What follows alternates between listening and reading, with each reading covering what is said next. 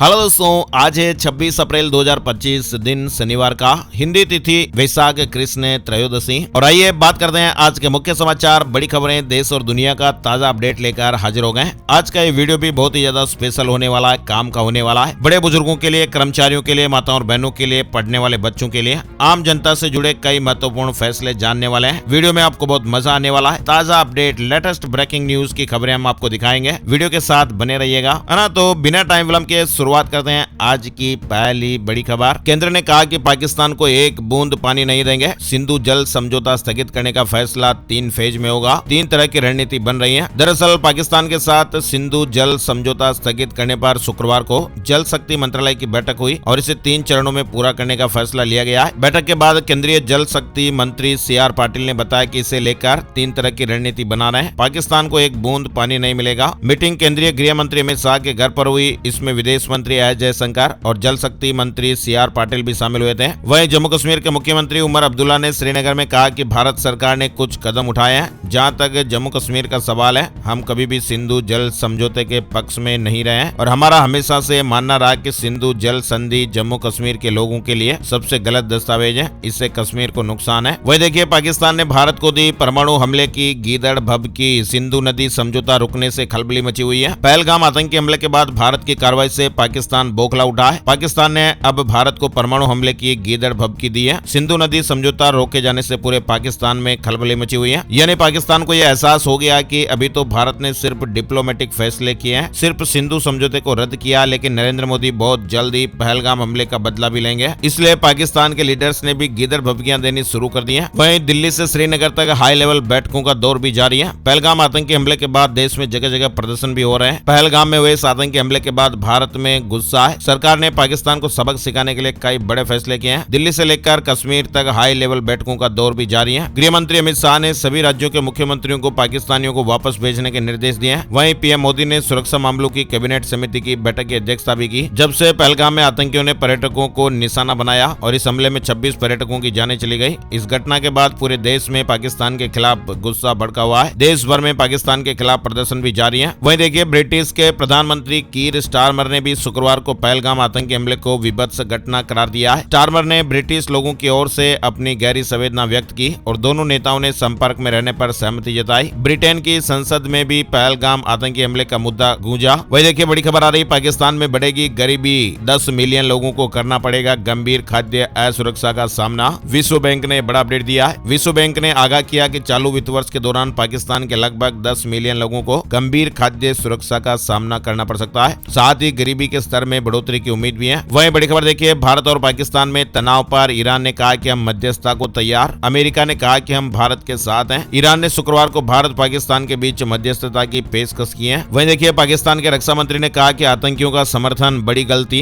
America के कहने पर 30 साल से गंदा काम कर रहे हैं, सजा भुगत रहे हैं। पाकिस्तान के रक्षा मंत्री ख्वाजा आसिफ ने माना है कि उनका देश पिछले 30 साल से आतंकवादियों का समर्थन कर रहा है और उन्हें ट्रेनिंग दे रहा है। उन्होंने कहा कि वे अमेरिका और पश्चिमी देशों के लिए गंदा काम कर रहे हैं। ख्वाजा आसिफ ने शुक्रवार को ब्रिटिश अखबार द स्काई को दिए इंटरव्यू में ये बातें कही हैं। पहलगाम मामले को लेकर ख्वाजा आसिफ ने कहा कि भारत पाकिस्तान के बीच शुरू हुआ विवाद दोनों देशों के बीच बड़ी जंग का रूप ले सकता है। चलिए आगे बढ़ते हैं। बड़ी खबर देखिए, मेलोनी ने पहलगाम हमले पर प्रधानमंत्री नरेंद्र मोदी से बात की है और आतंकवाद के खिलाफ लड़ाई में समर्थन जताया। फ्रांसीसी राष्ट्रपति मैक्रो ने भी फोन किया है। इटली की प्रधानमंत्री जॉर्जिया मेलोनी ने गुरुवार रात प्रधानमंत्री मोदी से टेलीफोन पर बातचीत की। वहीं फ्रांस के राष्ट्रपति इमैनुअल मैक्रो ने भी प्रधानमंत्री नरेंद्र मोदी से फोन पर बातचीत की है। इसके अलावा बड़ी खबर आ रही है, पहलगाम में हुए इस हमले के विरोध में राजधानी दिल्ली के व्यापारियों ने आतंकवाद के खिलाफ एकजुटता दिखाकर कड़ा संदेश दिया है और इस दौरान सांप्रदायिक सौहार्द भी देखने को मिला। हिंदू, मुस्लिम, सिख समेत अन्य धर्म के लोगों ने काली पट्टी बांधकर मृतकों को श्रद्धांजलि दी। शुक्रवार को करीब 900 बाजारों की 8 लाख से अधिक दुकानों पर ताले टंगे दिखे। यानी राजधानी दिल्ली में इस दौरान लगभग 1500 करोड़ रुपए का व्यापार प्रभावित रहा। श्रद्धांजलि सभाएं, मौन, कैंडल मार्च तक निकाले गए। वही देखिए, पाकिस्तानी नागरिकों को हरियाणा छोड़ने के आदेश। सीएम सैनी ने 2 दिन का टाइम दिया। मेडिकल वीजा वालों को 4 दिन की छूट रहेगी। जोधपुर से 23 पाक नागरिकों को जाने के आदेश भी दिए गए। विचाराधीन मामलों को छोड़कर सभी को वापस जाना होगा। 27 अप्रैल तक अटारी बॉर्डर पार करना होगा। इसके अलावा बड़ी खबर आ रही है, भारत के हालिया कदमों और गाजा में चल रहे संघर्ष के विरोध में जमात इस्लामी पाकिस्तान ने 26 अप्रैल को पाकिस्तान बंद का ऐलान किया है और ये बंद पहलगाम हमले के बाद भारत के प्रतिशोधात्मक कार्यों के खिलाफ है। यानी जमात इस्लामी पाकिस्तान JI ने आज 26 अप्रैल शनिवार शनिवार को भारत और इजराइल के विरोध में पाकिस्तान बंद का ऐलान किया है। बड़ी खबर आ रही है, पहलगाम के आतंकियों को मिट्टी में मिला दो। रूस के बाद अमेरिका से भी ग्रीन सिग्नल मिला है। भारत को रूस और अमेरिका से पूरा समर्थन मिला है। रूस और अमेरिका ने इस हमले की कड़ी निंदा भी की है और भारत को अपनी पूरी मदद देने का आश्वासन दिया है। वही देखिए, उत्तर प्रदेश में रह रहे 1800 पाकिस्तानियों को डीजीपी ने चेतावनी दी है। वापस जाने की मियाद खत्म होने के बाद भी जो भारत से नहीं लौटे होंगे उनके खिलाफ कानूनी कार्रवाई होगी। वहीं आरएसएस प्रमुख मोहन भागवत ने हाल ही में कश्मीर में हुए इस आतंकवादी हमले को धर्म और अधर्म के बीच की लड़ाई बताया है। उन्होंने हिंसा की निंदा करते हुए देश की एकता और शक्ति पर जोर दिया है। उन्होंने कहा कि हिंदुओं का स्वभाव शांति प्रिय है, लेकिन अत्याचार सहना भी स्वभाव नहीं है। संघ प्रमुख ने कहा कि यह लड़ाई धर्म और अधर्म के बीच की है। हमारा देश कितना शक्तिशाली है ये दिखाने का समय आ गया है। वहीं बड़ी खबर आ रही है, अमेरिका से डोनाल्ड ट्रंप की सरकार ने अपना फैसला पलट दिया है। विदेशी छात्रों का वीजा रद्द नहीं होगा। अमेरिकी राष्ट्रपति डोनाल्ड ट्रंप की सरकार अदालत के आगे झुकती हुई नजर आ रही है। ट्रंप की सरकार ने हाल ही में अपने एक फैसले को पलटने का फैसला किया है, जिसके बाद अब अमेरिका में रह रहे विदेशी छात्रों का वीजा रद्द नहीं किया जाएगा। एक सरकारी वकील ने शुक्रवार को एक घोषणा की है कि अमेरिकी आवर्तन और सीमा शुल्क प्रवर्तन ने देश भर में रह रहे अंतर्राष्ट्रीय छात्रों की कानूनी अनुमति खत्म करने के अपने फैसले को बदलने का फैसला लिया है। यानी अमेरिका में सैकड़ों छात्रों का वीजा रद्द कर दिया गया था और इसके बाद वहां पर कई छात्रों ने ट्रंप सरकार के खिलाफ मुकदमा दायर किया था। फिलहाल ये राहत मिलती हुई दिखाई दे रही है। अनावर वक्फ कानून पर केंद्र का सुप्रीम कोर्ट में हलफनामा, कहा कि धार्मिक अधिकार में कोई हस्तक्षेप नहीं, सभी याचिकाएं खारिज की जाए। केंद्र ने कहा कि वक्फ मुसलमानों की कोई धार्मिक संस्था नहीं बल्कि वैधानिक निकाय है और केंद्र ने वक्फ संशोधन की वैधता के खिलाफ दायर सभी याचिकाएं खारिज करने की मांग की है। केंद्र ने कहा कि अदालतें वैधानिक प्रावधान पर रोक नहीं लगा सकती, संवैधानिक वैधता की समीक्षा कर सकती है और निर्णय दे सकती है और संसद में बनाए गए कानूनों पर संवैधानिकता की धारणा लागू होती है। विधायिका द्वारा लागू की गई विधायी व्यवस्था को बदलना स्वीकार नहीं है। आपको बताएं, सुप्रीम कोर्ट ने 17 अप्रैल को 7 दिन के अंदर केंद्र से वक्फ संशोधन कानून के खिलाफ दायर याचिकाओं पर जवाब दाखिल करने को कहा था। आपको बताएं, इस मामले में अब अगली सुनवाई 5 मई को होगी। केंद्र ने अपने हलफनामे में 7 बड़ी दलीलें दी है। आगे बढ़ते हैं, बड़ी खबर आईपीएल से जुड़ी हुई है। सनराइजर्स हैदराबाद ने आईपीएल 2025 के 43वें मैच में चेन्नई सुपर किंग्स को 5 विकेट से हरा दिया है और इस हार से अब चेन्नई की प्लेऑफ की राह मुश्किल हो गई है। टीम को अब सभी 5 मैच जीतने होंगे और दूसरी टीमों पर भी निर्भर रहना होगा। टीम पॉइंट्स टेबल में सबसे निचले स्थान पर है। वहीं हैदराबाद 9 में से 3 मैच जीतकर 6 अंक के साथ अब 8वें नंबर पर आ गई है। बड़ी खबर देखिए, पूर्व इसरो चीफ के कस्तूरी रंगन नहीं रहे। 84 साल की उम्र में अंतिम सांस लिया। इनके नेतृत्व में ही चंद्रयान मिशन की प्लानिंग शुरू हुई थी। कस्तूरी रंगन साल 1994 से 2003 तक इसरो के अध्यक्ष यानी इसरो चीफ थे और उन्हीं के नेतृत्व में इसरो ने चंद्रयान जैसे बड़े मिशनों की योजना बनानी शुरू की थी। बड़ी खबर आ रही है, आंध्र प्रदेश हाईकोर्ट ने कहा कि पति की बहनों का भाभी को मां न बन पाने के लिए ताना मारना क्रूरता नहीं है। यह आंध्र प्रदेश हाईकोर्ट ने अपडेट दिया है और कहा कि पति की बहनों का भाभी को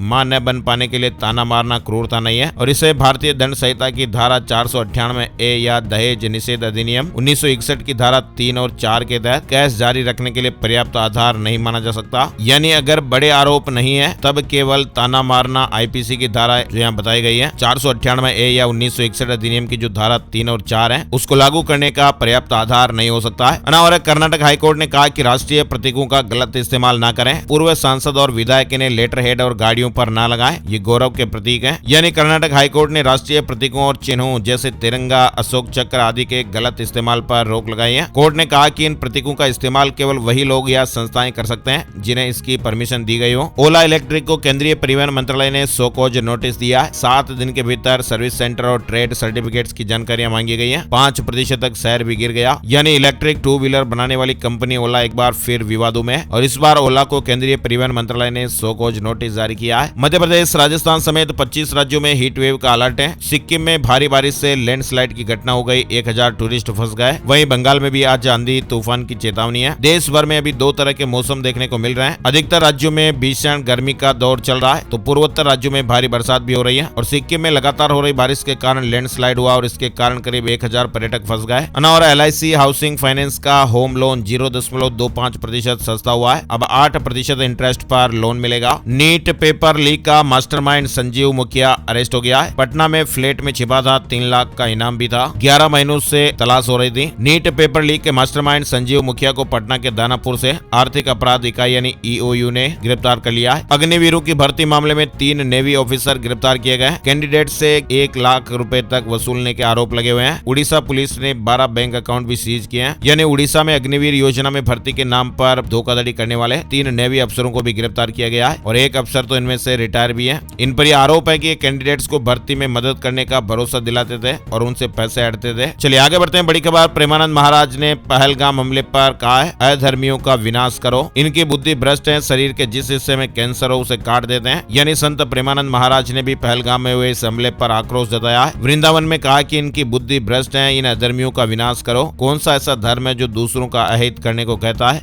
और पंजाब में अधिकारियों और कर्मचारियों की ट्रांसफर टाइमिंग तय हो गई है। 15 जुलाई से 15 अगस्त के बीच प्रक्रिया होगी, लेकिन सबसे खास बात कि IAS और IPS का कभी भी तबादला हो सकेगा। पंजाब में अधिकारियों और कर्मचारियों के तबादले 15 जुलाई से 15 अगस्त के बीच होंगे और इसके बाद फिर सामान्य तबादलों पर पूरी तरह रोक रहेगी। वहीं हरियाणा से बड़ी खबर देखिए, 1.5 गुना कलेक्टर रेट देकर सामलात भूमि पर कब्जा मिलेगा। हरियाणा सरकार ने यह बड़ा बदलाव किया है। जमीन तालाब या रास्ते की नहीं होनी चाहिए। यानी हरियाणा सरकार ने सामलाती दह की भूमि पर बनाए गए मकानों के कुछ मामलों से संबंधित निपटान के लिए नियमों में बदलाव किया है। अगर किसी ग्रामीण ने 31 मार्च 2004 से पूर्व 500 वर्ग गज तक की भूमि पर मकान बनाया हुआ है तो वह उस समय के कलेक्टर रेट की 1.5 गुना कीमत देकर उसका मालिक बन सकता है, बशर्ते कि वह भूमि किसी तालाब, रास्ता या किसी अन्य महत्वपूर्ण उपयोग के लिए आरक्षित न हो। और इस संबंध में हरियाणा सरकार द्वारा अधिसूचना भी जारी की गई है। पंचायत विभाग SOP भी जारी कर चुका है। वहीं हरियाणा में बेसमेंट में चल रहे ट्यूशन सेंटरों की खैर नहीं होगी। नियमों का पालन नहीं करने पर बड़ी कार्रवाई होगी। हरियाणा में बेसमेंट और अवैध इमारतों में चल रहे ट्यूशन सेंटर्स पर अब सख्त कार्रवाई होने वाली है। दिल्ली में हुई दुर्घटनाओं के बाद अब सरकार सख्त है। शहरी स्थानीय निकाय विभाग नोडल एजेंसी के रूप में काम करेगा। भारतीय रिजर्व बैंक ने इस बैंक का लाइसेंस रद्द कर दिया है। RBI ने जालंधर के इंपीरियल अर्बन कोऑपरेटिव बैंक का लाइसेंस जो है वो कैंसिल कर दिया है। पंजाब में सहकारी समितियों के रजिस्ट्रार को इस बैंक को बंद करने के लिए कहा गया है और डिपोजिटर्स को 5 लाख रुपए तक का इंश्योरेंस अमाउंट मिलेगा। भारत नहीं, यह देश बन गया दुनिया की 34 सबसे बड़ी इकोनॉमी। जी हाँ, कैलिफोर्निया की GDP 4.1 ट्रिलियन डॉलर हो गई है। पिछले 4 साल में कैलिफोर्निया ने वैश्विक अनिश्चितताओं के बीच भी 7.5% की लगातार GDP बढ़ोतरी की दर को बनाए रखा है। भारत 2024-25 में 6.5% की दर से बढ़ा और 2026-27 में 6.2% की दर से बढ़ने का अनुमान है। वहीं देखिए, EPFO मेंबर्स को जल्द ही गुड न्यूज मिलने वाली है। श्रम संबंधी संसदीय स्थायी समिति ने केंद्र सरकार से यह बड़ा आग्रह किया है और कहा कि EPFO की कर्मचारी पेंशन योजना EPS के तहत दी जाने वाली न्यूनतम पेंशन को बढ़ाया जाए। अभी ये पेंशन 1000 रुपए प्रति महीना है, लेकिन आपको बताएं कि मीडिया रिपोर्ट्स के मुताबिक जो खबरें चल रही है उसमें बताया जा रहा है कि संसद की एक समिति ने प्राइवेट सेक्टर में काम करने वालों की मिनिमम पेंशन 1000 रुपए से बढ़ाकर 7500 रुपए करने की मांग की है। हालांकि आपको बताएं पिछले 11 सालों में इसमें कोई बदलाव नहीं किया गया है। साथ ही बड़ी खबर आ रही है, घर पर कितना रख सकते हैं सोना और कैश। एक बड़ी खबर है, क्या घर में ज्यादा कैश या गहने रखना कानूनन अपराध है और अगर घर पर ये रख सकते हैं तो कितना रख सकते हैं। जानकारी तो ये बहुत छोटी है लेकिन काम की बहुत बड़ी है। जी हाँ, आपने भी कई बार ऐसा सुनने को मिला होगा, देखा होगा। इनकम टैक्स विभाग ने किसी व्यक्ति के घर या फिर ऑफिस पर छापेमारी की है और बड़ी मात्रा में अगर कैश और गहने बरामद किए गए हैं तो ऐसे मामलों में कभी कैश और जेवर को जब्त कर लिया जाता है तो कभी उस व्यक्ति को गिरफ्तार भी कर लिया जाता है। और इससे लोगों के मन में कई तरह के सवाल भी बनते हैं कि क्या घर में ज्यादा कैश या गहने रखना कानूनन अपराध है और अगर घर पर ये रख सकते हैं तो कितना रख सकते हैं। मीडिया रिपोर्ट्स के मुताबिक घर में कैश रखने पर कोई लिमिट इनकम टैक्स डिपार्टमेंट ने तय नहीं की है। यानी आप घर में कितनी भी कैश रख सकते हैं, लेकिन जरूरी बात ध्यान दीजिएगा, जो पैसा या कैश आप घर में रख रहे हैं वो पैसा वैलिड सोर्स से होना चाहिए और ये आपकी इनकम टैक्स रिटर्न में भी बताया गया पैसा होना चाहिए। इनकम टैक्स अधिनियम की धारा 68 से 69B तक बिना सोर्स वाली इनकम को लेकर प्रावधान है और प्रावधान ये है कि अगर आप केस का सोर्स नहीं बता पाते हैं कि वो केस कहां से आया, कैसे आया, और अगर आपने इनकम टैक्स रिटर्न में प्रॉपर जानकारियां नहीं दी है तो फिर उसे बिना सोर्स वाली इनकम माना जाएगा और उस पर भारी जुर्माना भी लग सकता है। इसके अलावा आपको बताएं, भारत में इनकम टैक्स नियम के तहत घर में सोना रखने के लिए भी लिमिट तय की गई है। इसके मुताबिक घर में महिला पुरुष के लिए ये लिमिट अलग अलग है। CBDT ने नियम बनाए हुए हैं और इसके अनुसार आप घर में एक निश्चित मात्रा में ही सोना रख सकते हैं और अगर आप तय सीमा से अधिक सोना रखते हैं तो फिर आपको उसका सबूत देना होगा। आपके पास सोने की खरीदारी से संबंधित रसीद आदि भी होनी चाहिए। आयकर कानून के मुताबिक घर में विवाहित महिलाएं अपने पास 500 ग्राम सोना रख सकती हैं, जबकि अविवाहित महिलाओं के लिए 250 ग्राम सोना रखने की लिमिट तय की गई है। वहीं पुरुषों को केवल 100 ग्राम सोना रखने की इजाजत होती है। कुछ मीडिया रिपोर्ट्स और खबरें हैं जिनमें आर्टिकल में इस तरह की जानकारियां बताई गई है। चलिए बड़ी खबर देखिए, शुक्रवार को प्रशांत महासागर में 6.3 तीव्रता का भूकंप आया, जिस कारण इक्वाडोर के उत्तरी भाग में बड़े स्तर पर झटके लगे। दुनिया भर में भूकंप की घटनाएं बीते कुछ समय से लगातार बढ़ती जा रही हैं और बढ़ती भूकंप की घटनाओं ने लोगों के मन में भी डर पैदा कर दिया है। शुक्रवार को प्रशांत महासागर में भी भयानक भूकंप के झटके लगे। 6.3 की तीव्रता मापी गई और ये काफी शक्तिशाली तीव्रता का भूकंप माना जाता है। चलिए बड़ी खबर देखिए, देखिए सीबीआई ने बड़ा एक्शन लिया है। आयकर विभाग के उपायुक्त और सीए गिरफ्तार हो गए। फेसलेस योजना से छेड़छाड़ का आरोप लगा है। ये तो आपको मालूम ही है कि वित्त मंत्रालय ने पारदर्शिता बढ़ाने, भ्रष्टाचार रोकने के लिए फेसलेस योजना शुरू की हुई है। और इसे फेसलेस इसलिए कहा जाता है क्योंकि करदाता को अपने कर का आकलन करने वाले अधिकारी के पास जाने की जरूरत नहीं होती है और उससे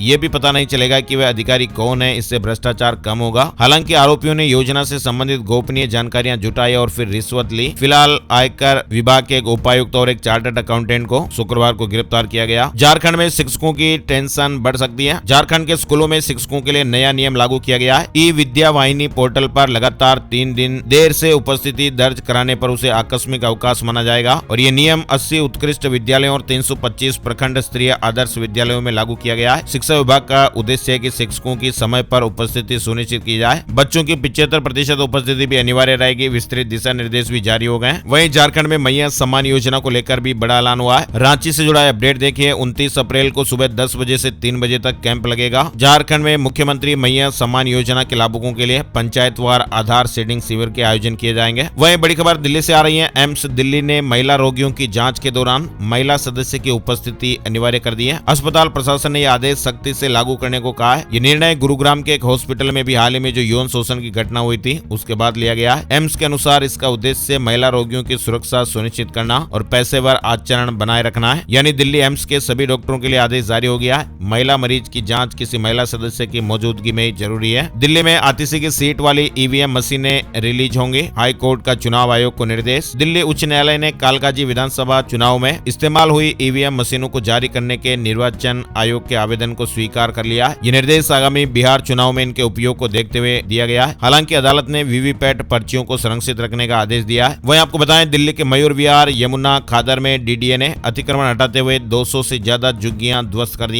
नीरज चोपड़ा ने एशियाई एथलेटिक्स चैंपियनशिप से नाम वापस लिया। खबर है कि भारत के स्टार खिलाड़ी नीरज चोपड़ा एशियाई एथलेटिक्स चैंपियनशिप में खेलते हुए दिखाई नहीं देंगे। उन्होंने इस टूर्नामेंट में न खेलने का फैसला किया है और इसी कारण शुक्रवार को हुए टीम के ऐलान में उनका नाम लिस्ट में नहीं था। और बिहार से बड़ी खबर आ रही है। बिहार में मुख्यमंत्री नीतीश कुमार ने कैबिनेट की महत्वपूर्ण बैठक बुलाई। 34 एजेंडों पर मुहर लगी है। अयोध्या की तरह विकसित होगा पुनौरा धाम। 6 जिलों में एयरपोर्ट के लिए सर्वे होगा। 8 जिलों में कॉलेज भी खुलेंगे। बिहार में भूमि सर्वे के बीच नीतीश कैबिनेट ने बड़ा फैसला लिया है। बदलेन वाली जमीन को लेकर भी कंफ्यूजन दूर हुआ है। नीतीश कैबिनेट ने भूमि सर्वे के दौरान बदलेन वाली जमीन को लेकर यह महत्वपूर्ण फैसला लिया है। मौखिक सहमति से पूर्व में क्रियान्वित बदलेन को भी आधार माना जाएगा, जिससे भूमि मालिकों को राहत मिलेगी। और बीएसएनएल ने बिहार में लॉन्च की IF टीवी सर्विस। फ्री में देख पाएंगे 350 टीवी चैनल। बीएसएनएल ने बिहार में IF टीवी की यह सेवा शुरू की है, जिसके तहत भारत फाइबर ग्राहकों को 350 से ज्यादा फ्री चैनल मिलेंगे। ये सेवा बीएसएनएल भारत फाइबर ग्राहकों के लिए उपलब्ध है। वहीं बिहार चुनाव से पहले नीतीश कुमार ने बड़ा एक्शन लिया। सभी मंत्रियों को नए सिरे से जिम्मेदारियां दी गई है। उत्तर प्रदेश से बड़ी खबर देखिए। ग्रेटर नोएडा प्राधिकरण ने फ्लैट खरीदारों को राहत देते हुए बड़ा फैसला लिया है। अब फ्लैट की कुल कीमत का 10% भुगतान करने के बाद बिल्डर और खरीदार के बीच एग्रीमेंट टू सेल का पंजीकरण अनिवार्य होगा। इस फैसले से प्रदेश सरकार के राजस्व में बढ़ोतरी होगी और खातेदारों को रजिस्ट्री में आसानी होगी और ये नियम तत्काल प्रभाव से लागू भी कर दिया गया है। चलिए आगे बढ़ते हैं। बड़ी खबर देखिए। हिमाचल प्रदेश हाईकोर्ट ने अनुबंध पर सेवाएं दे रहे 4th श्रेणी सफाई कर्मचारियों को नियमित कर्मचारियों के बराबर लाभ दिए जाने के आदेश दिए हैं। इसके अलावा बड़ी खबर देखिए। मध्य प्रदेश से फर्जी जाति प्रमाण पत्र से नौकरी पाई 28 साल बाद महिला को 2 साल की सजा सुनाई गई है। भोपाल में 28 साल पुराने एक धोखाधड़ी के मामले में न्यायालय ने सख्त रुख अपनाते हुए फर्जी जाति प्रमाण पत्र के आधार पर नौकरी पाने वाली महिला को 2 साल की सजा सुनाई है। दरअसल महिला ने फर्जी जाति प्रमाण पत्र के आधार पर पुरातत्व विभाग में सरकारी नौकरी हासिल की थी और न्यायालय ने इसी धोखाधड़ी को गंभीर अपराध मानते हुए सजा सुनाई। आज लॉन्च होने वाली है नई रॉयल एनफील्ड हंटर 350। कई बड़े अपडेट देखने को मिल सकते हैं। हिमाचल प्रदेश में बारिश, तूफान और बिजली गिरने की चेतावनी। 8 जिलों के लिए येलो अलर्ट जारी हुआ है। हिमाचल प्रदेश में तेज गर्मी के बीच अब मौसम के तेवर भी बदलने वाले हैं। मौसम विभाग ने अगले 24 घंटों में राज्य के कई हिस्सों में तेज बरसात, तूफान और बिजली गिरने की चेतावनी दी है और मौसम विभाग ने 8 जिलों के लिए तो येलो अलर्ट भी जारी किया है। 26 अप्रैल यानी आज शनिवार को हिमाचल प्रदेश के मध्यवर्ती और उच्च पर्वतीय इलाकों में मौसम बिगड़ सकता है और इसीलिए चंबा, कांगड़ा, कुल्लू, मंडी, शिमला, सिरमौर, किन्नौर और लाहौल स्पीति जैसे जिलों में बारिश, गरज चमक के साथ तूफान और बिजली गिरने की आशंकाएं भी जताई गई है। चलिए बड़ी खबर देखिए। रिलायंस को चौथी तिमाही में 19,407 करोड़ रुपए का मुनाफा हुआ है। सालाना कमाई 10% बढ़कर 2.69 लाख करोड़ रुपए हो गई। इधर जग्गी ब्रदर्स के खिलाफ लुकआउट सर्कुलर जारी हुआ है। ईडी ने एक दिन दिन पहले ही कंपनी के ऑफिसेज पर छापेमारियां की थी। 262 करोड़ रुपए की हेराफेरी का आरोप है। वहीं पहलगाम हमले के बाद भारत और पाकिस्तान तनाव से बाजार में गिरावट का दौर देखने को मिल रहा है। राजस्थान के 15 जिलों में आंधी बारिश का अलर्ट है। मौसम विभाग ने शनिवार को एक पश्चिमी विक्षोभ के एक्टिव होने और उसके प्रभाव से 15 जिलों में आंधी बारिश का येलो अलर्ट जारी किया है। वहीं 27 अप्रैल से पश्चिमी राजस्थान में हीट वेव चलने का ऑरेंज अलर्ट जारी करते हुए मौसम विभाग ने इन जिलों में अगले 3-4 दिन दोपहर में धूल भरी आंधियां चलने की चेतावनी भी जारी की है। पीएनबी बैंक से फ्रॉड करने वालों पर ईडी की रेड। जयपुर समेत राजस्थान में 10 ठिकानों पर छापेमारी की गई है। 25 करोड़ का फर्जीवाड़ा पाया गया। ईडी ने शुक्रवार सुबह पंजाब नेशनल बैंक से 25 करोड़ रुपए के फ्रॉड के मामले में राजस्थान में 10 ठिकानों पर छापेमारियां की। ईडी की टीमों ने जयपुर, बीकानेर, हनुमानगढ़ और श्री गंगानगर में रेड की कार्रवाई की है। वहीं आपको बताएं, राजस्थान लोक सेवा आयोग द्वारा आरएएस भर्ती 2023 के साक्षात्कार के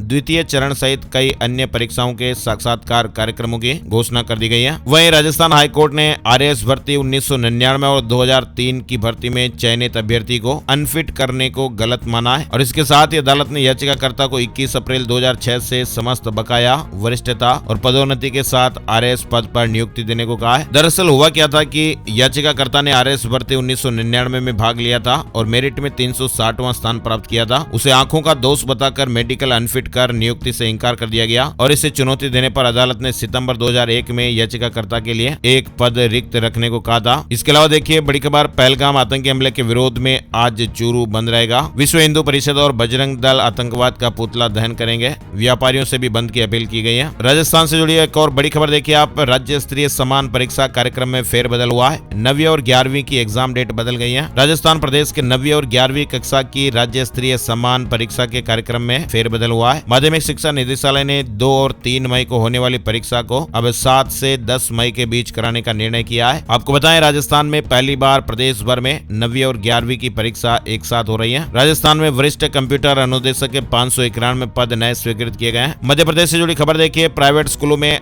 आरटी से एडमिशन का टाइम टेबल घोषित हो गया है। 5 मई से एडमिशन की प्रक्रिया शुरू होगी। हर कक्षा के लिए आयु सीमा भी तय की गई है। साथ ही बड़ी खबर, हाई कोर्ट की इंदौर पीठ ने एक बड़ा अपडेट दिया है और दोहराया कि पहले आओ पहले पाओ की नीति स्वाभाविक रूप से दोषपूर्ण है और राज्य को सार्वजनिक रोजगार के मामलों में से लागू नहीं करना चाहिए। छत्तीसगढ़ से बड़ी खबर देखिए, घबराए नक्सलियों ने की ऑपरेशन रोकने की अपील। प्रेस नोट जारी कर कहा कि अभियान तुरंत रोकना चाहिए, शांति वार्ता के लिए आगे आए। छत्तीसगढ़ और तेलंगाना राज्य की फोर्स ने नक्सलियों के खिलाफ सबसे बड़ा संयुक्त ऑपरेशन लॉन्च किया हुआ है और इससे अब नक्सली घबराए हुए नक्सलियों ने प्रेस नोट जारी कर अभियान को रोकने की अपील की है। छत्तीसगढ़ से जुड़े एक और अपडेट देखिए आप, अब सरकारी कामों में चलेगा सिर्फ ई ऑफिस। मुख्य सचिव ने कलेक्टरों को निर्देश दिए, सरकारी फाइलें अब ऑनलाइन ही चलेगी। इसके अलावा बड़ी खबर देखिए, उत्तर प्रदेश से यूपी बोर्ड कक्षा 10वीं और 12वीं के रिजल्ट जारी हो गए। यूपी बोर्ड रिजल्ट 2025 का इंतजार खत्म हो गया है। 10वीं में 90.11% तो इंटर में 81.15% बच्चे पास हुए हैं। लड़कियों का पास प्रतिशत अधिक है। और एक खास बात और आपको बताएं, इस बार जो यूपी बोर्ड का